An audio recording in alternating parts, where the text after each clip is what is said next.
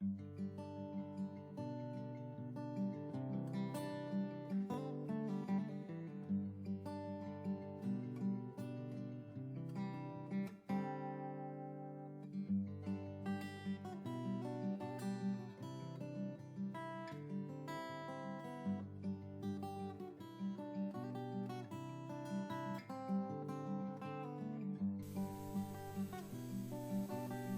mundo que caminha em eterna mudança, tudo se transforma.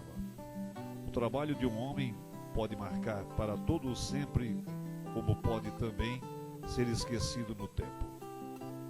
O Seminário Sagrado Coração de Jesus, de Corupá, tem marcas indeléveis de um homem que soube viver e conviver. Alguém que não mediu esforços para ser instrumento nas mãos de Deus. Alguém que não se preocupou em deixar marcas, senão a marca do amor. Assim foi o irmão Luiz Godofredo Gartner. Há 110 anos atrás, no dia 4 de julho, nascia em Brusque Godofredo Gartner, filho de Francisco e Maria Ana Gartner. Foi nessa cidade que passou sua infância e juventude. Gostava muito de praticar esportes, principalmente atletismo e futebol. Aos 18 anos, empregou-se na fábrica de tecelagem Schlesser. Mais tarde, Godofredo começou a trabalhar na sapataria do Sr. Frederico Raio, onde desenvolveu suas habilidades e aprendeu o ofício de sapateiro. Deixando a sapataria do Sr. Raio, Godofredo sentiu-se chamado a ingressar na vida religiosa. Tudo iniciou em Brusque no dia 15 de setembro de 1927, data em que Godofredo ingressou no postulantado como candidato a irmão religioso na Congregação dos Padres do Sagrado Coração de Jesus. No ano de 1928, ele inicia uma nova etapa, o noviciado. Após essa caminhada, e certo de sua vocação, Godofredo fez sua primeira profissão religiosa em 1º de setembro de 1929, na capela do convento de Taubaté. Nesta ocasião, Godofredo acrescenta seu nome, Luiz, passando assim a ser chamado e conhecido por todos como Irmão Luiz.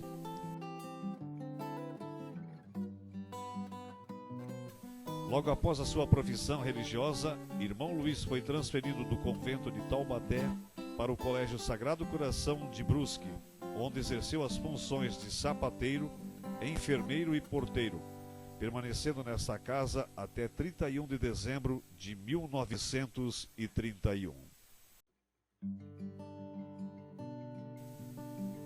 A segunda e última transferência de Irmão Luiz é aquela que marcou profundamente sua vida e da então pequena vila de Hansa Humboldt.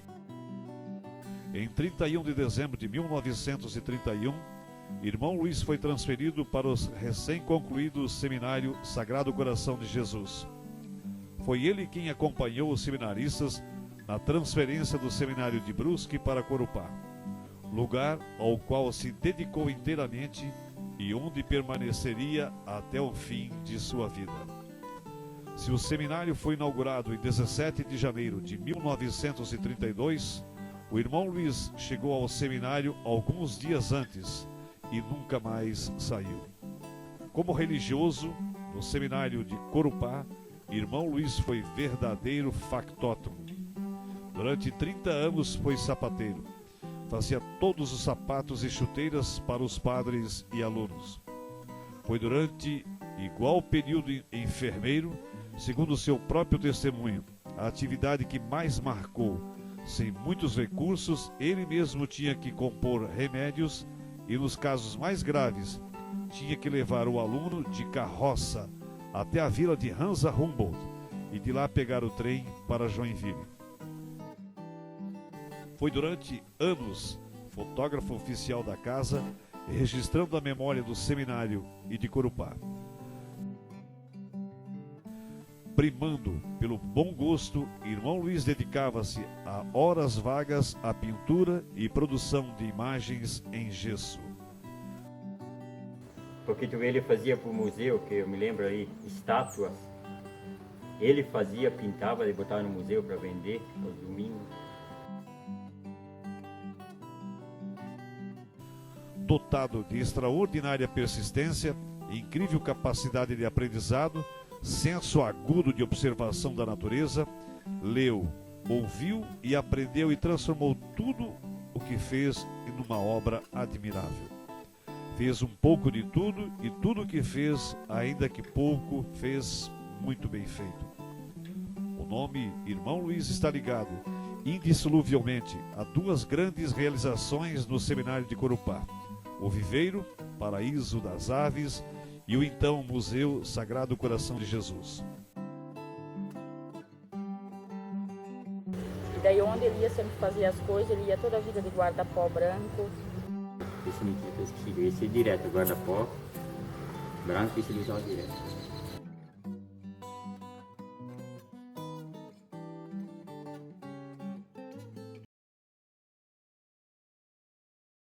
O viveiro foi iniciado em 1932. Um pitacilgo trazido de Brusque foi o primeiro habitante do viveiro, que inicialmente localizava-se no pátio nos fundos da ala recém-inaugurada.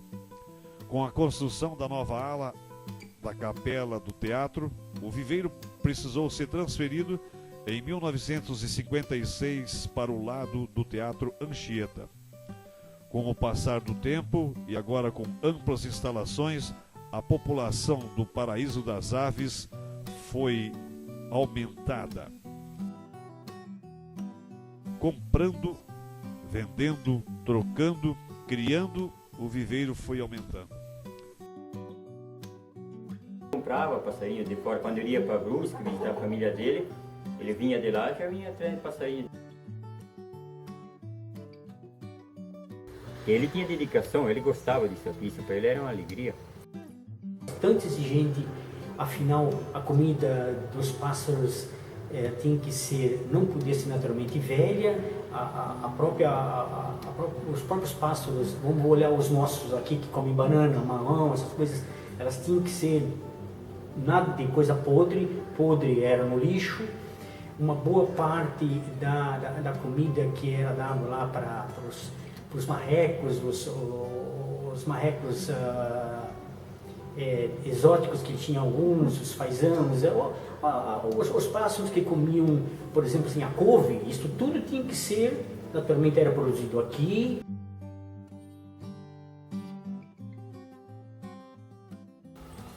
Aprendi aqui muitas coisas, né, que eu não sabia, passarinhos que eu não conhecia, que aqui tinha, né. Uma vontade muito grande de fazer essa história de um retorno, essa educação ambiental, essa educação assim, que as pessoas tenham um valor muito maior em relação à natureza. E isso já, se voltar na história, 50, 60 anos, o irmão Luiz já tinha essa devoção às coisas da natureza muito mais do que a gente possa ter no ano 2015 hoje. O irmão Luiz sempre fez desse momento um momento mágico. Paraíso dos Pássaros era belíssimo.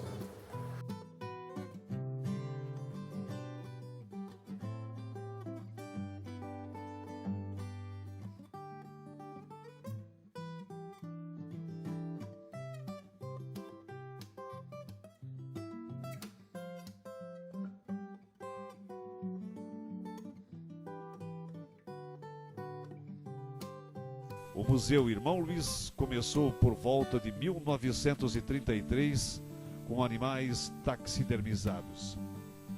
Ele contava que a ideia de montar o museu surgiu durante um noviciado no ano de 1929 em Taubaté. Passeando pela chácara de Taubaté, encontrei um sabiá morto. Peguei, levei para o noviciado, lá tirei as tripas, passei sal para conservá-lo e aí me veio a ideia de fundar um museu. Para alcançar seu objetivo, percebeu que o seminário não teria condições de arcar com as despesas da taxidermia. Aprendeu e desenvolveu ele próprio a arte. Um amigo farmacêutico o auxiliou. para saber o que os químicos utilizam para a conservação. Inicialmente, irmão Luiz expôs uma pequena sala no hall de entrada do seminário. Com o aumento do número de animais taxidermizados e a construção de uma nova ala em 1953, o museu foi transferido de lugar para um amplo espaço. Com incansável esforço, irmão Luiz, com as mãos de um artista, colecionou os mais variados objetos para compor o museu. Como conseguiu tantos animais é a pergunta que muitos visitantes fazem ao conhecer o museu. Os animais maiores, como o leão, a onça, eu tive de comprar, mas não custaram muito.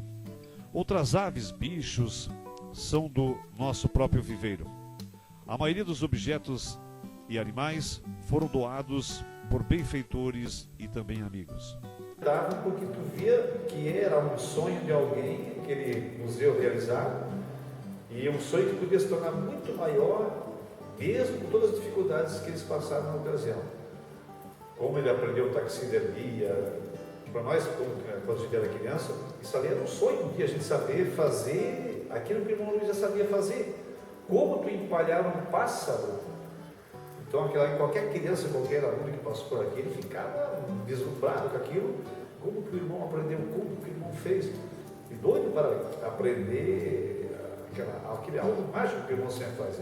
Ainda para custear as despesas com o museu e o viveiro, irmão Luiz possuía junto ao museu um pequeno bazar, onde vendia objetos como imagens sacras e terços, por ele confeccionados, e ainda postais e demais lembranças para manter financeiramente suas obras. Naquela época, as visitas ao Paraíso das Aves e ao Museu do Sagrado Coração de Jesus já eram as atrações mais procuradas no seminário. O ano estava cheio. Em mês de outubro isso enchia. Às vezes tinha 3 ônibus por dia aqui.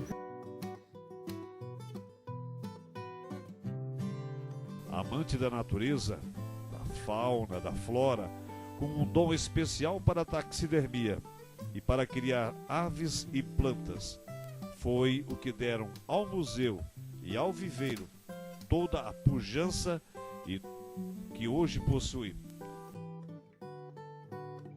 De plantar as coisas fora, cuidar, ter as flores dele, as coisas dele. Equilibrado nos sentimentos, nas atitudes e no trabalho, preenchia seu tempo de modo admirável, sem nunca perder de vista a comunidade. Amava os amigos, gostava dos alunos e praticamente impossível encontrar um padre, um ex-seminarista, um ex-funcionário que tenha de irmão Luiz alguma lembrança negativa.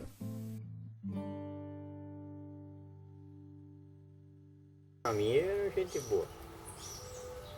Ele era exigente, gostava das coisas tudo certinho feito. Ele fazia oração, ia todo dia na missa, domingo ia na missa, daí vinha tratar.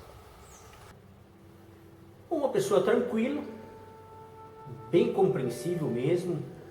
É claro que ele tinha as suas exigências, naturalmente que ele considerava isso um bem muito particular, muito pessoal dele, esse museu, o próprio viveiro, mas a pessoa bacana. O irmão Luiz, a vida de simplicidade do irmão Luiz sempre foi muito grande. Uma vida, por exemplo, de apego à oração, de apego aos valores religiosos, e uma vida de simplicidade e singularidade muito grande. Isso, a humildade do irmão Luiz sempre fez dele, exaltou, fez dele alguém grandioso como religioso. Nesse aspecto eu acho que marcou a vida de todo mundo, a simplicidade que o irmão tinha na vida religiosa. O irmão Luiz sempre marcou muito, a gente sempre gostou bastante dele, na época que também depois eu voltei como professor para o seminário de Corupá. Ele marcou muito porque nas reuniões de família que nós tínhamos, sempre ele tinha a palavra também.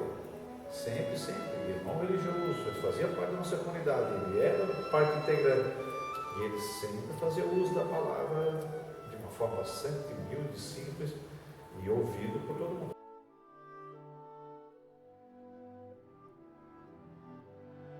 Cada qual a seu modo, foi beneficiado pela ação e pelo exemplo do religioso modelar. Tinha lá seus pequenos defeitos, mas fica meio difícil lembrá-los, tamanha eram as suas virtudes. Em 1979, quando completou 50 anos de vida religiosa, irmão Luiz respondia à questão de realização pessoal dizendo: estou contente, mas gostaria de ser 20 anos mais novo, porque agora que a gente sabe alguma coisa, já está no fim.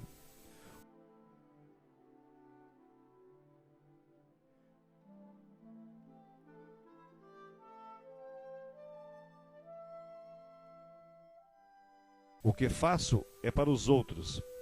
Eis o lema de sua vida no trabalho, na simplicidade e no silêncio. E assim, depois de 59 anos de religioso, 83 anos de vida e uma lista enorme de trabalhos prestados, irmão Luiz morreu. Trabalhando até o último dia, fez de tudo e foi tudo para todos. Foi um grande irmão, um formador silencioso, sem dar aulas, lecionou sobre como aprender fazendo. Tinha tudo isso, isso era uma alegria. Para mim era uma alegria, eu gostava de trabalhar aqui no viveiro. Porque foi ele que foi a pessoa que veio lá buscar a gente para começar a trabalhar fora, ter um emprego e coisa na vida da gente. Então ele te deu uma ajuda, assim? Sim. Sempre que a gente procurasse ser leal e naturalmente a honestidade. Eu gostava dele, me dava muito bem com ele. E ele era um homem certinho, gostava das coisas tudo certinho, feito. A vida não é eterna, porém nos consola que feitos sonhos e ideias podem nos eternizar.